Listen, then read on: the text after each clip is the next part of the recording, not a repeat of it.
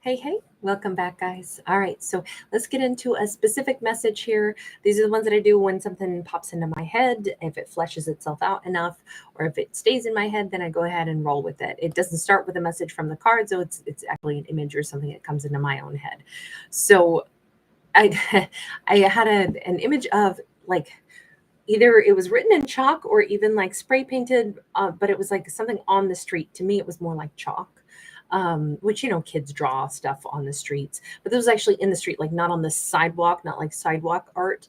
But it was an arrow, and it was like an arrow that literally showed like swooping and turning, I guess, probably more to the right. It would, I guess, depend on which side you were looking at it from. But in my mind, it was like an arrow that swooped off to the right, but it was someone like sees it written on the street, and it's like, okay, so there's something about like directional.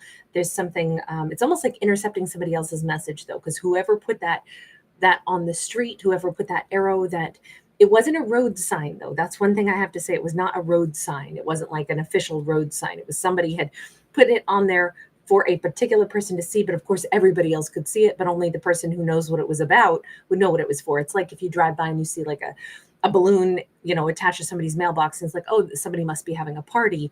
I don't know who they are. I wasn't invited, but I can identify that message means something to those who know what the party is. That's the way I would look at this. So it's like other people can see this message, but it's intended for one person, but it's about which direction to go. So that's how I'm going to start out. Again, I know, highly specific. We'll see where this takes us. Hi, everyone. Denise, Ginger, April Fresh. Great to see you guys. We have a Queen of Wands sideways. So, and we have this flowing music. Somebody could be a flautist. Somebody could play the flute. They could be into classical music. Maybe they literally are, a musician of classical music. But what really catches my eye more so than, by the way, I don't like flute music. It's one of the few instruments I just don't enjoy. I never have. I don't know why.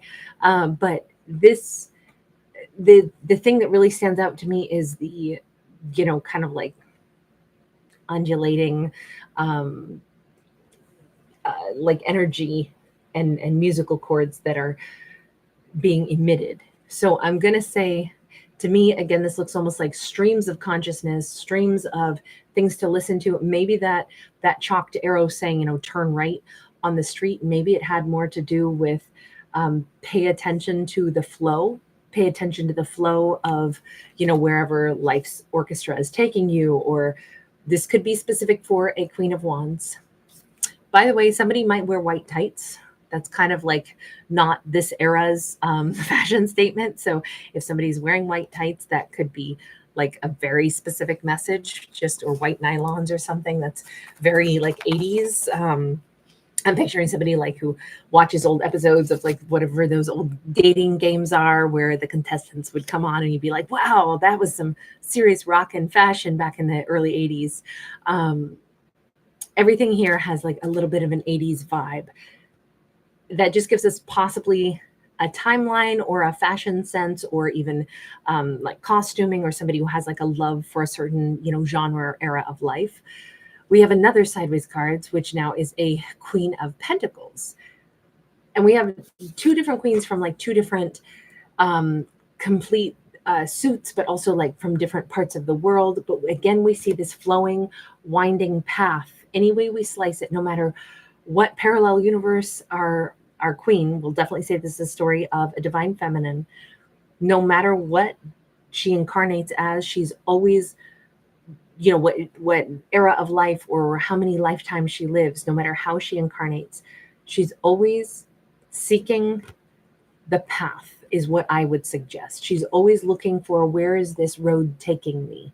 Now, she keeps coming out as a queen, so she's obviously doing good work in her life, in her lifetimes, to be somebody that is, like very much present in her lifetimes. Now, I think we can live more than one lifetime in one lifetime, meaning, we can start life in one area and change everything. I mean, my life is nothing like it was in my childhood. Nothing about my past is who I am today. So there can be things like that we change a great deal, even in one lifetime. We have the Chariot. It's definitely about moving forward. This whole storyline has something to do with a divine feminine who she may have lived in different places. She might be somebody who can get like really comfortable and be somebody who wants to dig in the dirt and be, out in the garden and be really close to nature. And then she can get all dressed up and go to Carnegie Hall and sit as a first chair in some very, white tie event, or sorry, black tie event, I suppose, and be present in a completely different way. So we do see duality to her, whether it's about different lifetimes or whether it's about her in this one lifetime being more than one persona. This says she's not probably just one persona at all. With this Cancerian energy of this forward motion with the Chariot, we see all of the planets rotating around our central figure here. So I would just argue this, and there is an element of mysticism and, like the flow of the universe. I think if I were going to simplify this, I would say we have a divine feminine who has a very, very important role to play in this lifetime. Her life purpose is massive and it's not singular. Her life purpose is going to change with different eras, decades. She may be instrumental in playing a big role in something in the world. At this point, we all play a role in the world, whether or not we acknowledge it, right? We all think, oh, we're just one little teeny tiny drop of water in the big ocean, or we're just one little ant. Well, that's yes and that's no. Every drop of anything. If you've ever made, let's say, frosted cookies, you know that one drop of food coloring makes a very weak pink. 2 drops of food coloring makes a pretty nice shade of pink. 3 drops, you're rocking pink, and 4 and you've destroyed it. It's electric pink. It's like you can go so far with just one more drop. You've got to be careful when you're using food coloring in your frosting. So all I would say is we can say, oh, I'm one insignificant drop. And it's like, you might be the 7th drop of food coloring that turns something from, soft pink to screaming red fire engine. You do have a role to play. And I just think that this storyline, maybe somebody's making colored something or other. Maybe I'm picturing somebody who's like dyeing eggs or something right now, just because we do have Easter coming up. But this, or it's celebratory, some kind of like food that somebody's like frosting a cake or frosting something in order to celebrate. But this says we have a character that it's just a metaphor for it. They know deep down that they're not insignificant. This character, she is recognizing it more and more, even though part of her is like, really? Could I actually be about to play a bigger role? What is this thing that I'm supposed to do? And this says, oh, it's getting clicked into place, honey. Just pull up your pantyhose and hang on tight, because this is coming in. It's coming to you. Your role that you were born for, one of the many roles that you were born for, is coming in. It could be that she's supposed to blend energies with a romantic partner. This could be somebody from a completely different culture than she's from. You notice that we have differences, right? We have, it's nighttime where she is, it's daytime where they are. They could hail from the other side of the world. Oftentimes, when our life intertwines with someone else's, they introduce us to a whole new world. Now, she already is somebody who's got a lot of duality. She already is somebody who has possibly lived, by the way, she could have lived at some point in different continents. I mean, this feels like she's been in Africa. This feels like she could be in, I don't know, I want to say like Vienna or something. Perhaps she's been in, lived in different places, or perhaps she's just very like globally minded. Her mindset has taken her around the world. Whatever this is, she's no stranger to I'll say exploration of unfamiliar turf. That's something I think she's very well suited to. And so I don't think that this is scary at all. That's why we've got the Chariot, where it's like, bring it on. I'm always up for the adventure. I'm always up for where are we going next, universe. Remember, that whole thing starts out with the flow. Where am I going? And, you know, in the imagery that I saw in my own head first, somebody who's like seeing a, you know, something written like in chalk on the ground on the street that was like making a right turn. Maybe that's it. You know, we're making a right turn. She's going where she's supposed to go. Do I have plant matter in my hair again? Sorry, I was outside earlier, and if you see me all cut up, it's because I am. I was cutting blackberries again. In the interim between videos today, I had to go outside and cut some blackberries. The witches were taking over. But it feels as if somebody has, sorry, I didn't mean to digress or make blackberries. Maybe that's part of this story, though. Sorry to add that in. But I will say that she's no stranger to unfamiliar. That suits her very well. She's very much up for it. If she's going to meet somebody who speaks a different language, she's like, absolutely, that sounds amazing. She could fall in love with absolutely anybody that matches her energy flow. She's not somebody who's like, oh, well, they're from this other culture, so we could have cultural issues. She's like, cultural issues? What are you talking about? That's like cultural exploration. It's not an issue. That's expansion. You know, I'm all down for that. Good for her. I like her. We have got this 9 of Wands that's upright.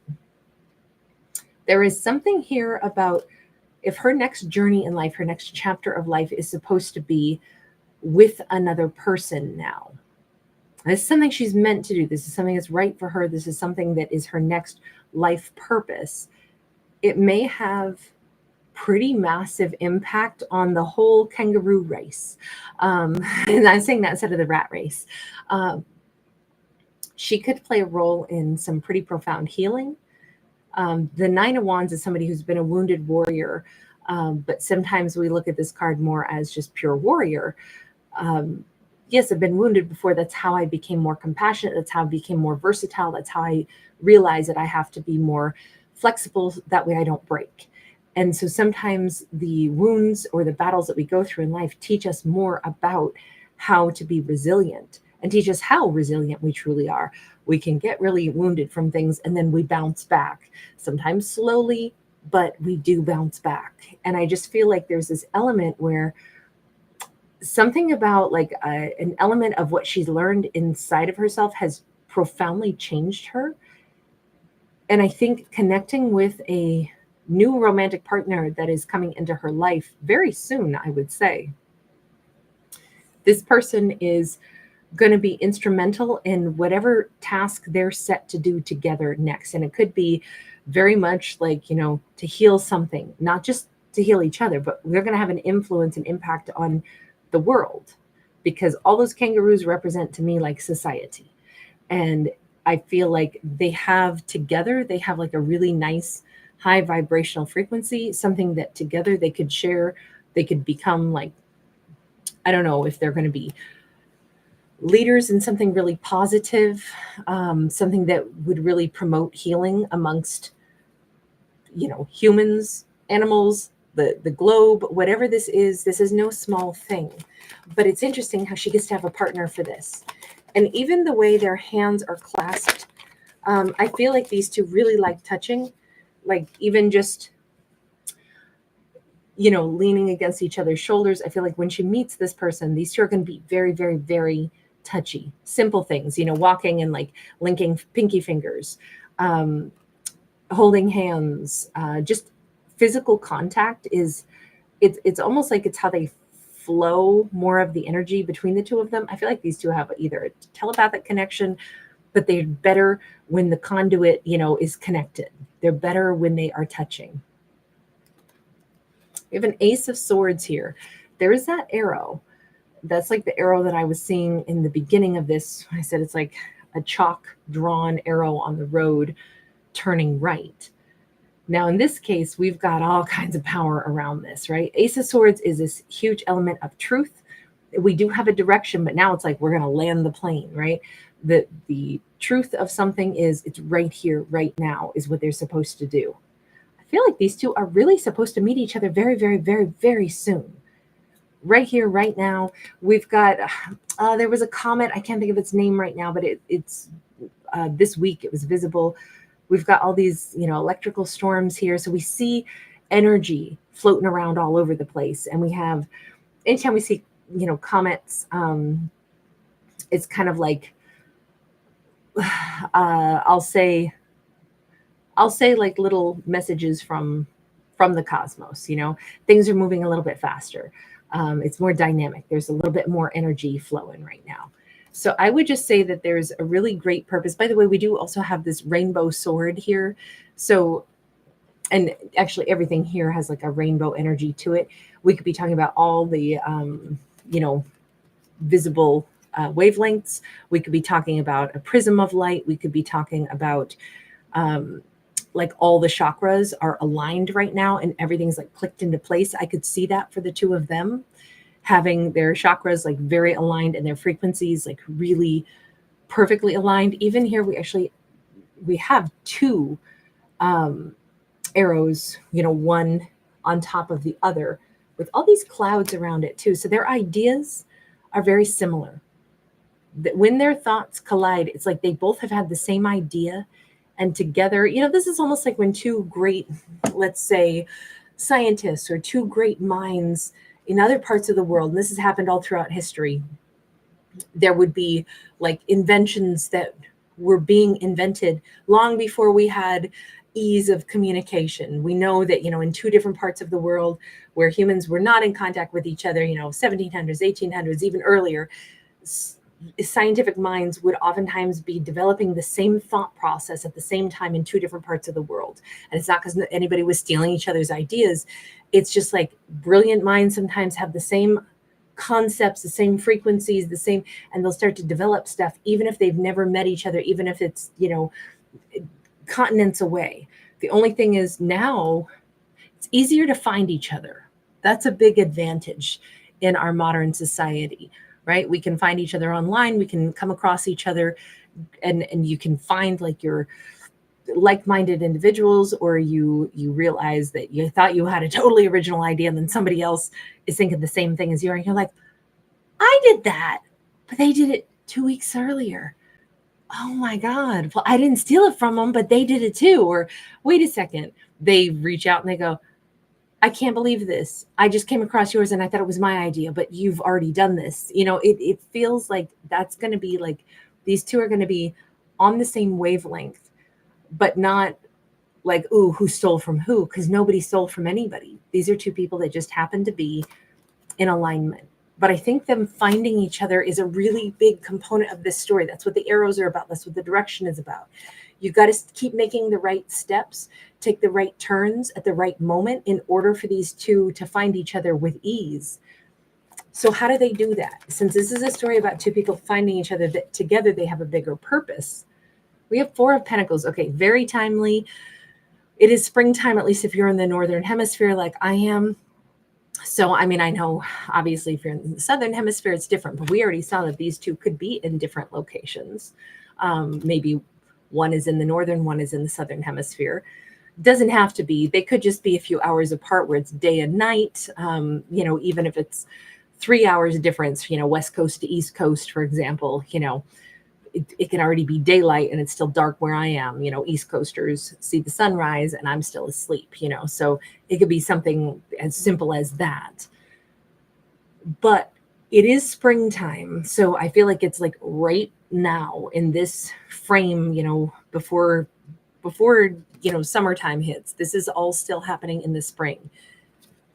We have a Four of Pentacles, which is usually about holding on, holding back. But this is more about something that's being carefully preserved as things are blossoming and coming to pass the way they're supposed to. So it could be that right now there's a little bit of a holding pattern as these two almost like sometimes to make the right turn, you also have to go at the right time. Think about moving into a flow of traffic. You're at the stoplight and you go, okay, I could go through, I could do this, I could, or I could stay in my turn lane, but I'm going to have to watch traffic and I got to keep seeing when is there an opening. And I might have to wait a little bit before it's time to go. This says, even though we're still moving forward, sometimes we have to wait just until there's an opening that'll be just right. Seven of Wands is here. I don't know if somebody is going to be attending an event. I don't know if this is like Six Flags or some kind of an amusement park, but anytime we have fireworks, it's obviously something celebratory. It doesn't have to be like a massive event, like in the United States, 4th of July is when we usually have fireworks. And then of course also around New Year. But let's say this is at a more personal level. It would be, a particularly fun, celebratory event. It doesn't have to be there's actually fireworks going off, but certainly there is something to be celebrated, something that feels exciting. That seems to be part of the timeline on this. So we have like holding place, but this is still blossoming the way it's supposed to in spring. Then this is normally a card of blockage, but with a breakthrough. So I'm feeling like this is really touch and go for these two, for them to meet up just right. The universe is definitely helping, but they have to pay attention to the signs and symbols. Can we break this down and go and look a little closer? Universe, what is the message for our feminine, our queen? Remember, this really started about her story first. She's the one more aware of all this. So I think she's going to be nice and sensitive to listening to her intuition, listening to when she's supposed to go, when she's supposed to make that right turn. The message for her is it's about the devil, which is Capricorn. We got the mind, and here along with the mind, we have the yin yang symbol. So we know she needs to keep her mind calm, keep her mind clean, keep her mind at peace, not get caught up in petty arguments and things about, in this case, money or dealing with bosses or spending too much time worrying or fretting over, I don't know, somebody else is being puppeted here. And it just says there are big distractions in life. And I mean, this is not to make light of, financial problems and the fact that money makes the world go round. We have to care about that stuff. But it says not to become hyper-focused to where that's the loudest thought in her head, because she will miss the other subtler signs and clues and signals. So the universe is like, hey, don't let other stresses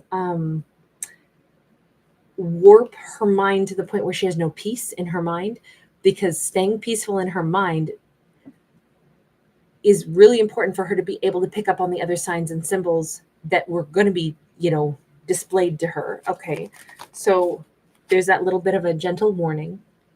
We have a 7 of Swords. There's also an energy of she's going to get some false signs too, some false people even. It says be mindful. She's got to be able to sleuth out truth from, fiction, particularly when she doesn't know who this person is, but she knows that this is the next really important thing she's supposed to do in her life, and with a particular person. She doesn't know who they are yet. It's a lot to ask of anybody, like, okay, so don't get distracted, pay attention to signs and symbols. Oh, but you'll meet some fake people that are not the right one. Know how to figure that out. Come on, universe, give her a break. She's supposed to figure all this out. I guess being present will help.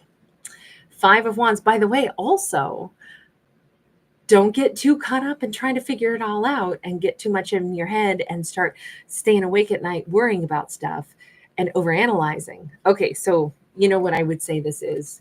It says stay calm in one's mind, stay true to oneself, and get out of one's head. That all says gut, heart. That's what she's got to work with.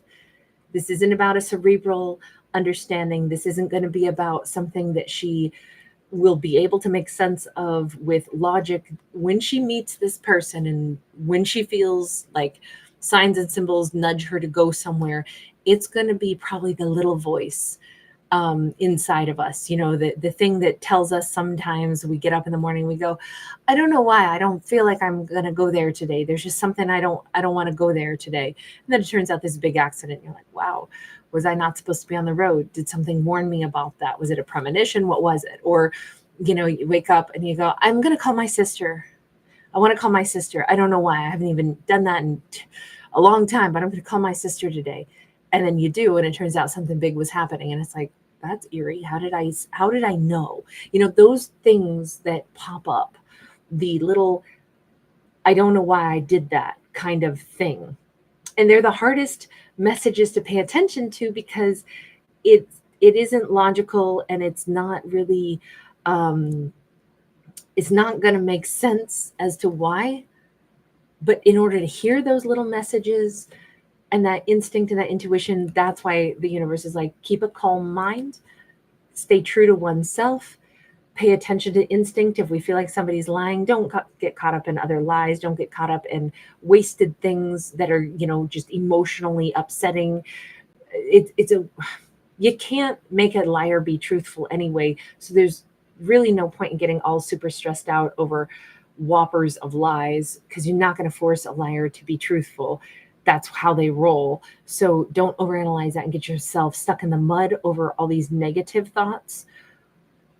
And don't spend too much time wasting time over analyzing. Instead, when something becomes clear, when some reason propels you forward, those are the signs to listen to that will lead her to this person, is what it's saying. Okay, I kind of get it. I don't know if I've explained it that well, but I get what the essence of that was. 3 of Cups.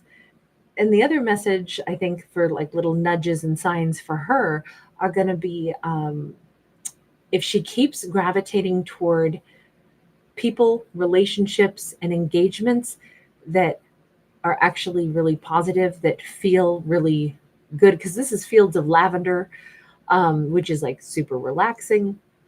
I got the Tree of Life. We've got a kind of a cornucopia of growth here, and we have obviously like friends who care about each other. It says that if she's engaging with things in her life that actually bring about feelings of like, wow, this feels right, this feels good. I'm not saying like everything is about, I'm just going to have a spa day every day because that just feels right. We're not talking about it like that. But we are saying if she is able to listen to the nudges inside of herself that say, what is the path of peace, of abundance? What things will open my heart? What things should I pay more attention to? Probably the people around me that I care about. So this is the simple stuff as well as the big stuff. You know what? I'm going to be mindful of if my elderly neighbor across the street is, I know they come out every morning to get their mail, and I know they don't walk so steady. So I kind of look out the window every morning at 7:30 when I know that they're getting their mail, just not to babysit them, but to make sure that they get back inside. Or, if I know they're super independent and they don't want me to get it for them, they want to do that, but I got to keep an eye on them because I just don't want to think of them falling and being left out there. It's those little things where you go, I'm going to do that every day. Maybe there's a reason that triggers in somebody's mind. Those kinds of like, my heart says, let me do this. There might be a reason that I need to do this. Who knows? Maybe this person is the son or daughter of that elderly neighbor. Like sometimes it's a weird set of circumstances that we start to follow for no good reason, but positive things that we do that will probably lead her to this partnership that she's supposed to be in. Now, this is a romantic partnership, but they have much more than romance. This is her next life purpose. It happens to be shared with a lover. So they can be friends, they can be lovers, and they can be changing the world together. But it's important that she find this person. And this is saying the best way to find this person is basically to be that kind of a person, to already be in that loving state. So pay attention to the little nudges that tell her, the things to pay attention to, the things that she wants to do that are positive, and spend a lot less time on the negative. She's not going to find this partner by fretting, fighting, stressing out, dealing with a ton of battles per se. I mean, we have battles every day as humans, right? There's always something that we can get upset over, or there are things that we care about, we want to invest in, and we want to, give our opinions on. I'm not saying that there's none of that in her life. It just says she's, whatever her life purpose is and what she'll do with this person could be progressive, life altering, and positive. But the way she's going to meet that person is not going to be through rage, through stress, through toxicity, through deep worries, through tension. She's actually going to meet this person through positive actions, if that makes any sense. And yes, maybe it'll be going out with friends to a winery, to a spa day. It could be something like that. I don't feel that way. I know I should say it because it's on the card, but that's not the impression I got. The example of paying attention to an elderly neighbor. For some reason, that's more what I think the actions are composed of. If she's going to listen to her inner voice tells her those little sweet, kind things to do, not necessarily like, oh, I've got to go get to the spa. Not there's anything wrong with that. That can be awesome too, but it just feels a little different than that. Okay, so when she meets this person, do we have any data about that? Queen of Wands, they may spot her first. She may almost walk past them, and then she may have to pause and do double take. They may call out to her. She may be looking really good that day. Really, really good that day, which is awesome because, hey, this is a lover. You know, everybody wants to look good for their partner. Everybody wants, you know, to look like, wow, did I catch their eye? That's kind of awesome. She may be wearing something that looks like peacock colors or feathers, or she may be walking tall, walking proud. Oh gosh, I like them brassy. I like them proud. When you walk, you know, they draw a crowd. Popcorn. Got to have a mother for me. Sorry, I love James Brown. Mother Popcorn came to mind just because of I like them bossy. I like them proud. Mother Popcorn is one of my favorite James Brown songs. I saw him twice in concert before he passed, and they were amazing, amazing concerts. And let me tell you, if you take your best friend who does not understand funk music, they have no clue. She thought when he left the stage that it was over, and I was like, no, this is his shtick. Like, he'll come back. She's like, oh, we're leaving. I said, no, it's not over. James Brown leaves and he comes back with the cape. Like, she didn't understand at all. She did not get funk. We have a 7 of Swords here sideways. However these two end up meeting, could be like under a particular street lamp or at night, but at the same time there's like a tremendous amount of light around her. I don't know if this is her aura that is really visible to someone. But what's interesting is, remember, we already saw one of the nudges from the universe is like, don't get lost in anything that feels like untrue or spend too much time with people that are untrue. If they call out to her, she may literally turn back, but be like, okay, why is this person hollering at my name? Or, you know, why is this person asking me, you know, to turn back around and notice them? Is this something that, you know, somebody who just wants my attention that is not an important person in my life? This is like a distraction. But I think she knows instantly that it's not. That 7 of Swords is sideways is not going to give her the same vibe. There's something about like, hey, wait a second. There's a reason that this person stands out to me, and there's a reason that I stood out to them. This is not just a random person calling my name or trying to get my attention, thinking if I am looking good today. 8 of Cups. There's a weird moment where she almost is going to ignore this and turn her back and walk away. When she meets this person, she pauses, she looks back, and then she like questions, is this something or is this nothing? It's probably nothing. And she is this close to turning her back on this person and walking away. Oh, I hope she doesn't do it, because this is why it's like, it's so sensitive. She's got to listen to her instinct. She's got to be able to hear her instinct. When she meets this person, this is the moment that if someone could ask her directions, is that why we have her under the street lamp? Is that why someone could pull up alongside her and ask her for directions, or ask her, like call out to her, hey, can I bother you for a second? Do you know where such and such is? And she may be about to say, yeah, it's over there. Go up and make a right. Maybe she's the one pointing directions. Maybe she was going to walk that way anyway. Maybe instead of giving them directions, maybe she'll be like, well, it's actually the way I'm going. It's over here. Now, caveat to this, obviously walking at night, having a stranger ask directions, do not start walking with strangers when you do not know if it's safe. Like, obviously, if it's in a well-lit place, lots of people, that's a different scenario perhaps, but obviously be safe for our character. I have to mama hen and worry all of a sudden. But this just says she's about to just give them directions and let it go. But this kind of says, wait a minute, if her instinct is, Why did I cross paths with this person? Am I supposed to talk more to them? We have a Six of Wands and the Strength card.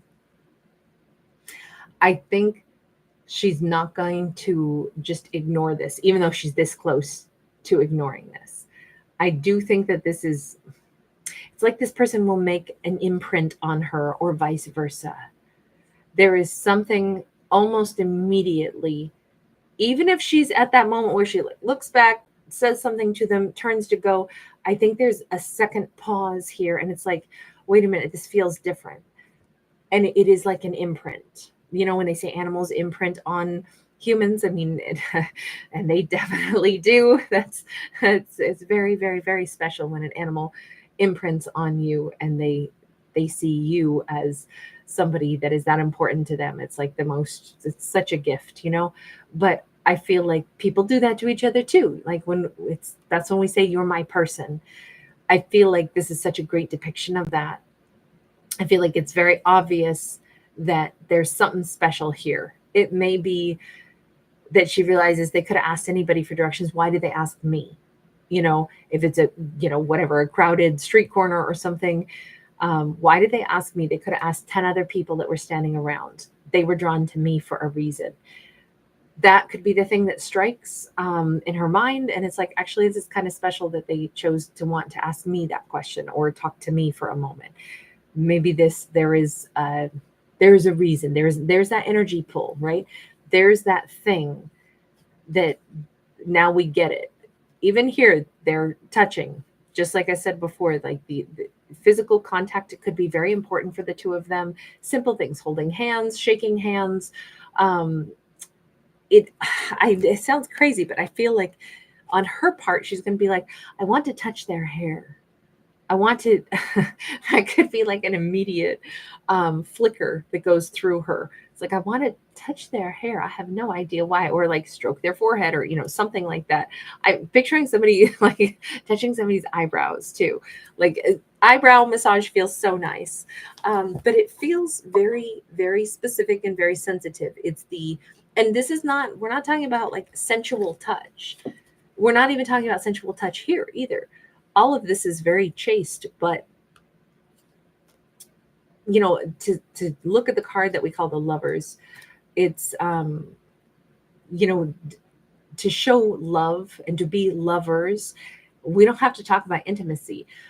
All the simple things, the acts of showing love to someone, or the simple, closeness, when you have permission to walk up and hold somebody's hand, when you can, walk arm in arm with them, when you can, those simple things that you can, we call them public displays of affection, when really it's just very casual touch. I know Americans aren't particularly great about that, or they assume it always has to be like, oh, it must be romantic. But then you go to like Europe and they're just much more comfortable with touch. And, you see friends walking arm in arm and, there's no romance there, but there can be more comfort zone with touching and in general, like getting closer. Americans aren't particularly good or comfortable at that.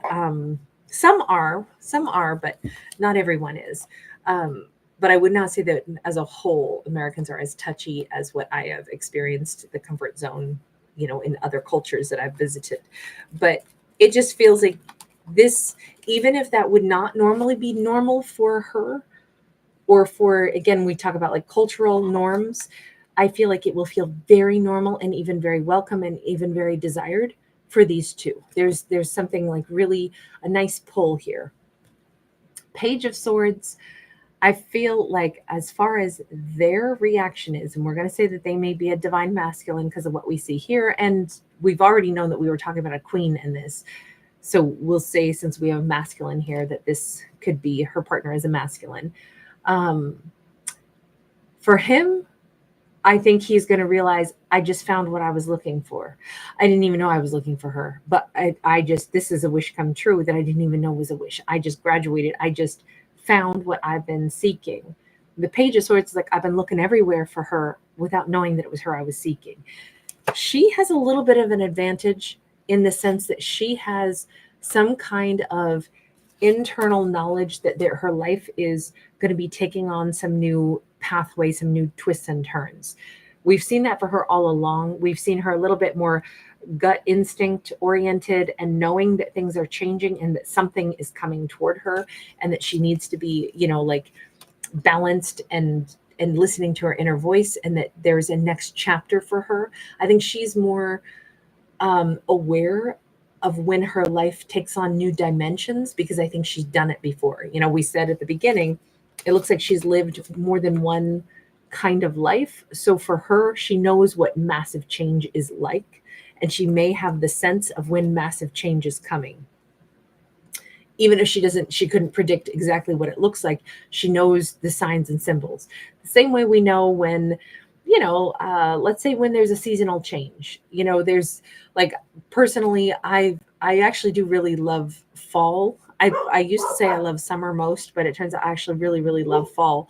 But there's always this funny little, like the light changes right around my birthday. I'm August 30th, and the light changes almost like on that day. I always notice here comes fall, and the lighting looks more yellow.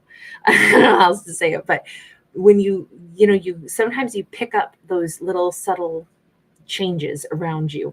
And I feel like that's what she does in this storyline. But we're talking not about a season. We're talking, well, I guess it is a season of her life, but I'm thinking it's more like she can sense when an era of her life is being ushered in. I don't know if it's going to be something like, she's paying attention to the color of the lighting, or, the placement of the earth in relationship to, how close we are to the sun or how far away we are. But we did already have a season here, and we saw that it's spring. Spring is new. It represents newness, new beginnings. So she knows that this is new, and it does feel very timely. So I feel like no wonder she has to be more aware, because she's going to be coming across this person fairly soon. And we can see how close she was to like ignoring this and then choosing not to. Do we have any other final message here? I know this is still kind of, for a specific message, this is still one that has a lot of subtleties to it that are leaving it quite murky no matter what. Because I don't know what their purpose is together. It could have something to do with justice. It could have something to do with changing the world for the better. He could be like a lawyer. He could be very educated in some ways. He could have some kind of amazing intellect. We see him standing on a stack of books. We see him with a graduate's cap on. Maybe he's needed. Sometimes let's put it this way. You can learn all kinds of things in life, but then carrying knowledge is awesome, but we also want to apply our knowledge. And I think somehow connecting with her, she will be a conduit for how he can apply some of his knowledge or some of his talents. Sometimes the best team in the world is where two people come together and they each have a completely different contribution to make to the same cause that they both believe in. Why is the Justice card though? Because I don't really want to say that, they're going to do like some humanitarian justice work. It could be that, but I don't necessarily think that that's the route I would want to stick with wholly. Just because this could be so broadly interpreted. They could be a Libra. We also have the Magician. We have Virgo, Gemini here. This particular Magician card to me always carries with it the energy of like, Mother Goose. So like childhood rhymes and such. And then this is like super intense, like grown-up world stuff, where the grown-ups have to go into the halls of, whatever Congress, or they have to go into the, halls of law, and they have to, battle things out in legal terms. Whereas this couldn't be further away from that, right? There's its innocence, there's dreams, there's ideas, there's childlike energy.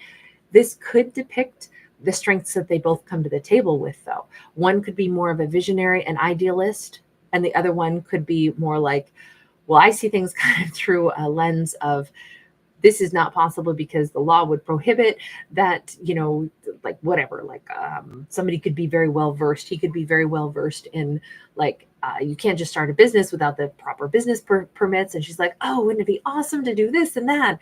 And they'll be like, well, yes, but no, we can't do that because it's not zoned for that. We would have to, find the right location. And, so it could be that the two of them together, and maybe they're going to start a business, but one is definitely more of a visionary, and the other one is maybe more of the rudimentary, like rules and regulations of things.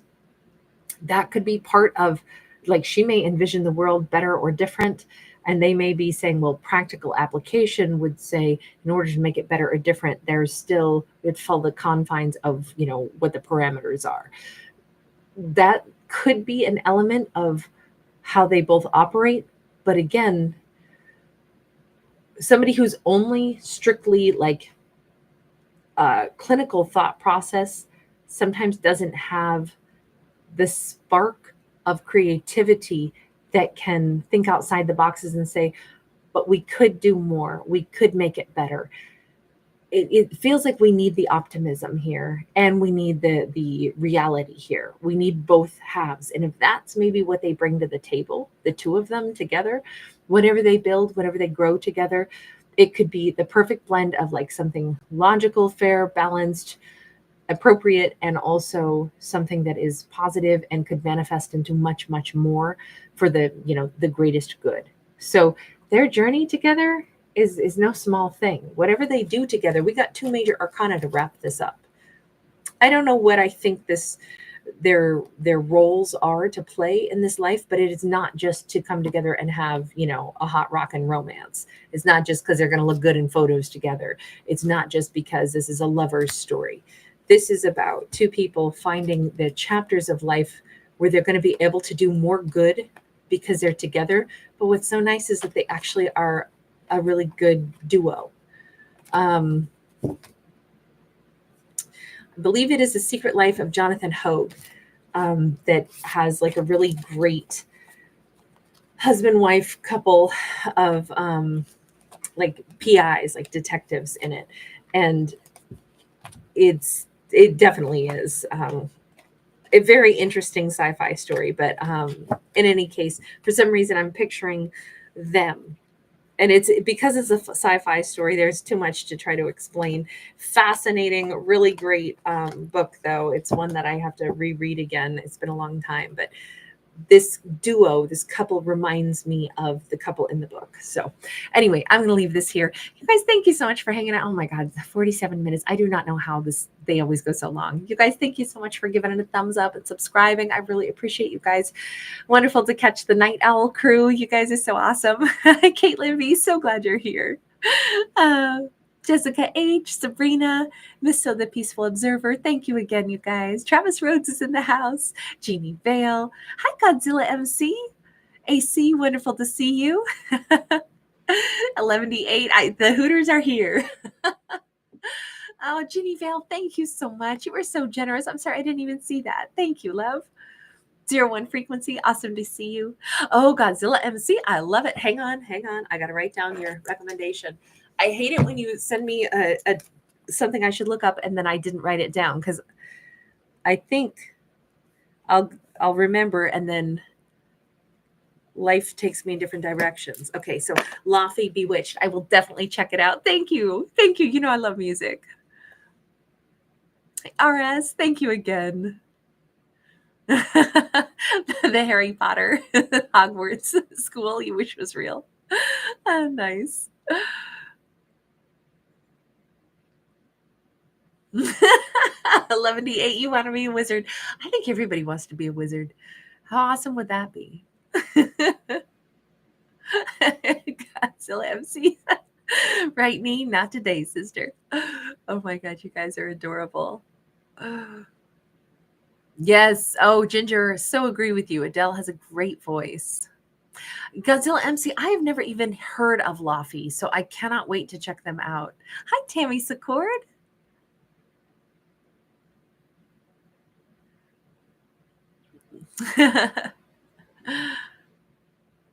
Yes. Are you talking Lana Del Rey? Yeah, she's got some great ones. AC says we're manifesting a Sabrina Carpenter shout out for Travis. You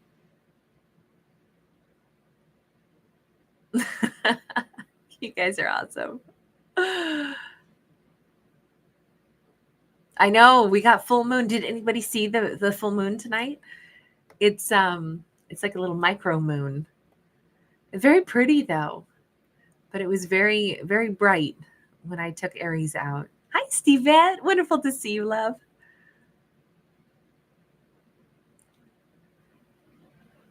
You guys are so kind.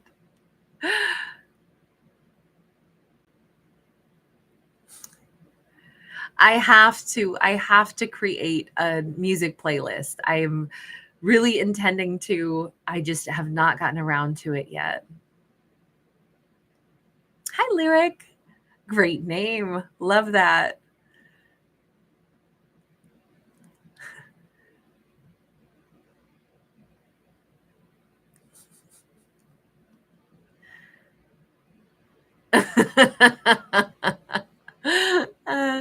What are you guys? Are you talking about racing and I need to get into the passenger seat with facial expressions? I have an exceptionally mobile face, and so I have a feeling it would be quite terrible to see all the facial expressions I would likely make. Hi, Roxanne. Oh, 11 Thank you so much, honey. I'm backtracking through comments. I didn't even notice. I was so into the story tonight. Thank you so much, honey. You are so generous always. I love trap music, AC. Absolutely love trap. I love everything. Jeannie Vale, you're in NoCal. Nice. Are you moving back to Oklahoma in a couple of weeks? Oh, well, awesome. Good travels, my dear.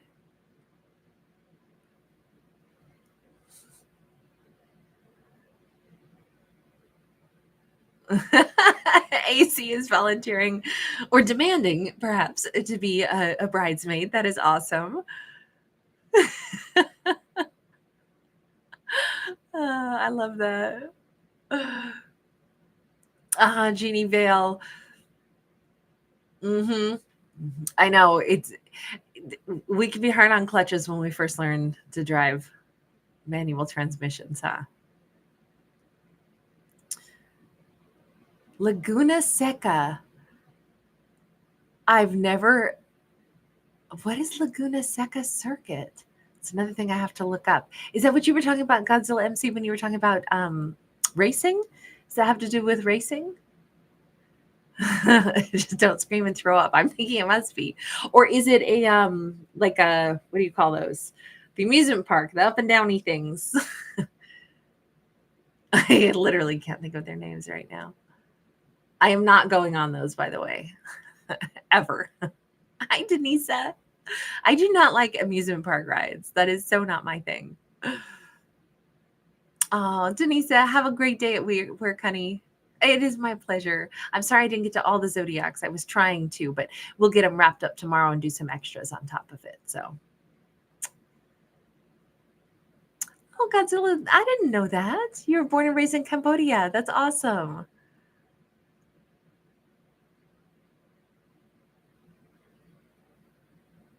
Thanks again, RS.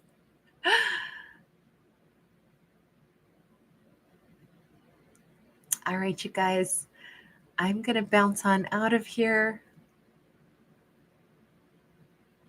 I will see you guys tonight at midnight. And then I will see you guys, of course, tomorrow as well. Nice to see everybody. Have a great night or a good day if you guys are just starting your day. I know some of you will be who are watching this. All right, lots of love, you guys. Voyager 2. Hi, honey. I almost missed you. All right, you guys. Tia Cahill, thank you for being here. All right, guys. Sweet dreams. I will see you again tomorrow.